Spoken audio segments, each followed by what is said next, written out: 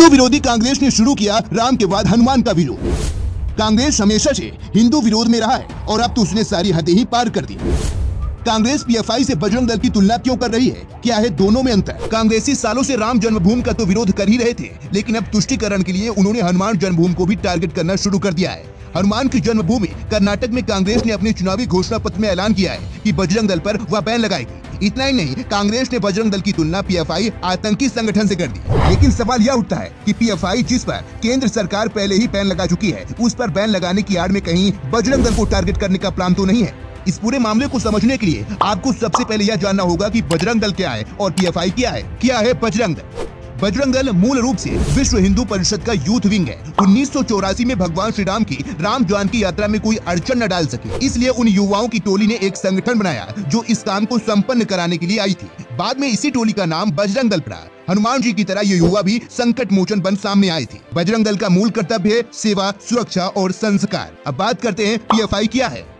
PFI आतंकी संगठन सिमी का दूसरा रूप है। सिमी वो संस्था है जिस पर 2007 में बैन लगा दिया गया था। इसके विकल्प के तौर पर ही पीएफआई का निर्माण हुआ था। हाल ही में आतंकी घटनाओं के नाम आने के बाद मोदी सरकार ने इस धार्मिक कट्टरपंथी संगठन पर बैन लगाया है। क्या फर्क है बजरंग दल और पीएफआई में? बजरंग दल हिंदुओं की सुरक्षा के लिए आगे आता है, हिंदू संस्कृति को बढ़ावा देता है, लेकिन दूसरे धर्म का विरोध नहीं करता और समाज सेवा के कार्यों में हमेशा आगे रहता है। वे हिंदुत्व के सच्चे सिपाही होते हैं, जबकि पीएफआई का आधार ही कट्टरपंथ फैलाना है, सिर्फ एक ही कौम को आगे बढ़ाना चाहता है। इसके लिए वह दूसरे सभी धर्मों का खात्मा करने को भी तैयार रहते हैं। जांच एजेंसियों ने यह तक बताया है कि इनके यह मंसूबा था कि 2047 तक देश को इस्लामिक स्टेट बना दें। जरूरत पड़ने पर बाकी धर्मों के अस्तित्व को कुचलने को भी तैयार रहते हैं। कांग्रेस बजरंग दल पर क्यों बैन लगाना चाहती है? कांग्रेस इसलिए भी बजरंग दल पर बैन लगाना चाह रही होगी क्योंकि वह गोमांस से बैन हटाना चाह रही होगी। इनके इस काम में सबसे बड़ा रोड़ा बजरंग दल वाले ही है, क्योंकि बजरंग दल के लोग गौ सेवा, गोरक्षा का काम भी करते हैं। इन लोगों ने देश की लाखों गायों को कटने से बचाया है। यही नहीं, देश में जब भी कोई आपदा आए, भूकंप के बाढ़ हो, कोविड हो, रक्तदान हो या हर मोर्चे पर बजरंग दल के लोग सक्रिय रहते हैं। कांग्रेसियों को इस समाज सेवा से भी चिढ़ होती है।